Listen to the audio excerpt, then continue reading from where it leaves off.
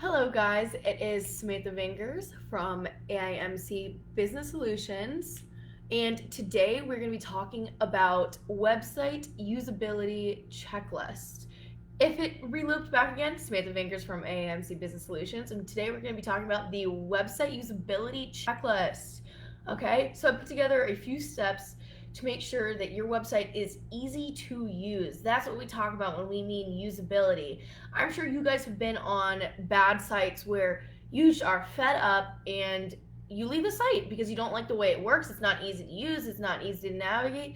And then again, if you go on a great website, you're gonna come back. It's easy to navigate, you can find what you're looking for, there's a call to action, and it leaves an impact. So just a great statistic is people usually, if they can't find what they're looking for within 3 clicks on your site, they are going to leave. Which means that you want to set up your website so that it's easy to use with this checklist that you can go through and you can edit and you can see where things are. So the first one is what we're used to. Website conventions, what you're used to. So for example, at the very top you have a navigation bar, you usually have your logo in the top left corner.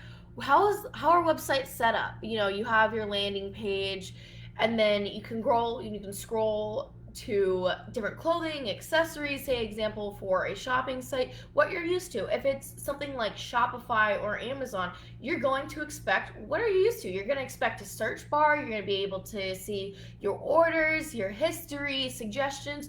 So you want to see what kind of website you have and what people are used to, whether it's a blog, a food blog. You want to have that in your website.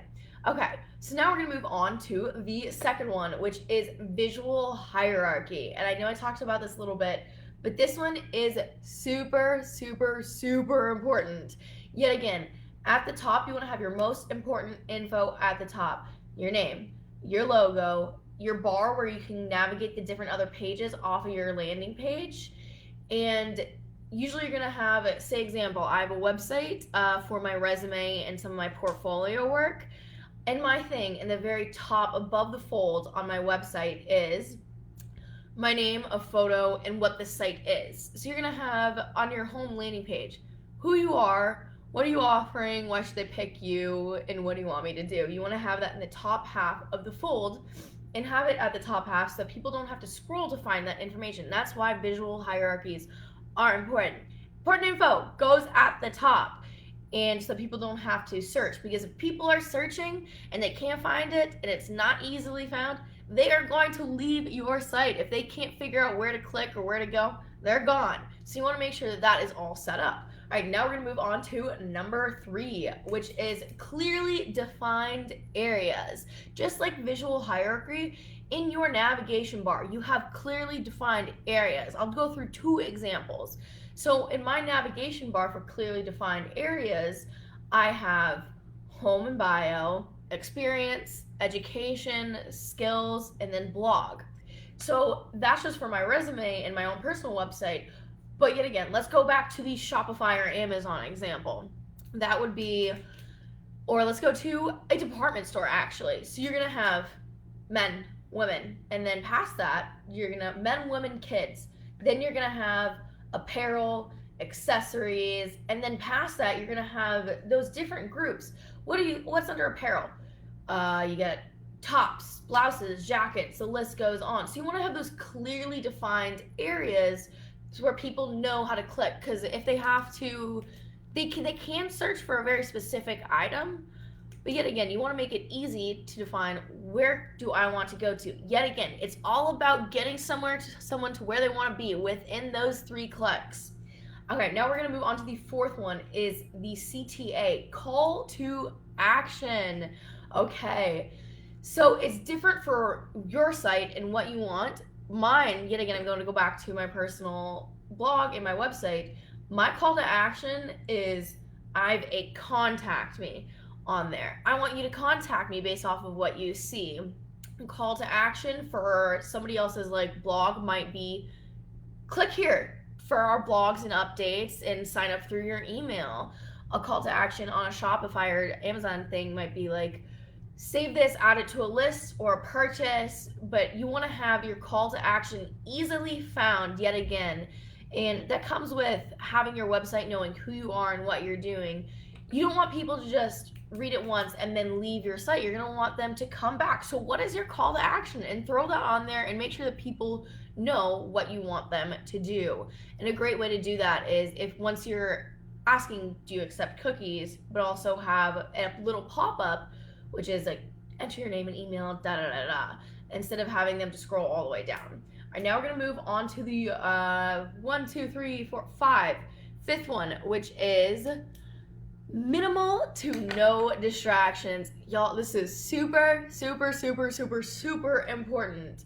Yet again, have you been on something like the Boston or the Boston Globe, I think it was, where they had so many pop-up ads where it made it unbearable to try and read the article that you were trying to get to. So people were leaving and they had to figure out, how do we rework this ads in? So you can have an ad and you can have a pop-up on there, but you want to make sure that it is as minimal as possible, because people nowadays are skipping over those ads, and yet again, that might be one of their 3 clicks, is closing out of that pop-up or that window, because we are just always so fed up. It's a consumer first world where we want everything done, easy, fast paced, or we're going to go to your competitor, or we're going to go to somebody else. So little distractions, because yet again, people get frustrated and leave. All right, the sixth one is scannable content. This one is beautiful. We've talked about it before, like in your blog post. You want to make sure that all of your info is scannable on your site. Short paragraphs. Don't have just a chunk of text, because you know what? We're not going to read through it. It's too long and we're going to be done. So you want to have short pieces of text, scannable content, maybe a graphic or an image. Yet again, you don't just want paragraph after paragraph after paragraph. Add visuals. Make sure it's scannable. Have a header 1, and then a subheading saying what it's about. Maybe if you have a blog post, and then your actual article. But make sure it is scannable. It's easy to read. Bullet points help out a lot with that, which is great. But making sure that it is not long and in depth, and you're using the tonality that you want. Usually, it is shorter to the point. It depends if you are running a business blog, or you're not usually writing a paper on your website. So keep it kind of fun, upbeat, and use your keywords and make sure that it is easy to scan. Yet again, that subheader is really one of the great ways to make sure that things are scannable on a written piece, because they can say, okay, here's the heading, I know what it is, and then the subheading or header 2, all right, I know what's going to be in this blog post. So they get a little bit of a picture of, it says something I'm actually going to read or not. Okay, so that is the website usability checklist. I will post it down below. But yet again, if you are using Wix, Squarespace, WordPress, go in and see and check all those things. Check your usability, check your metrics and see, are people leaving on my site? What are their clicks are? What is their path that they're going on? And see if people are staying on your site, if they're browsing, and what they're doing. And I hope that helped you guys, and have a happy Friday. Happy October, guys. Bye.